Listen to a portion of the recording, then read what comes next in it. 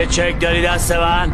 برو از عدد و صفر توش امضای خودت هم پاشه. 2 تا داستان داره، یا چک رو نقد میکنی یا همینجا پولش میکنی. بچه ها خوب ساز میزنن. صبحی که اومدی صدات وا نمیشد.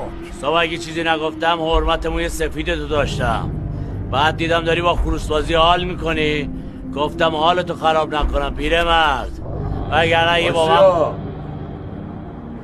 سیا داداش تو اینجا چیکار میکنی؟ چه اینجا؟ هیچی شخصیه، برو. شخصی منو؟ نمیبینی؟ بیا برو برای کمرت داستان میشه، بعدم قشنگی بچه تیم ملی اینجا باشه. بیا برو.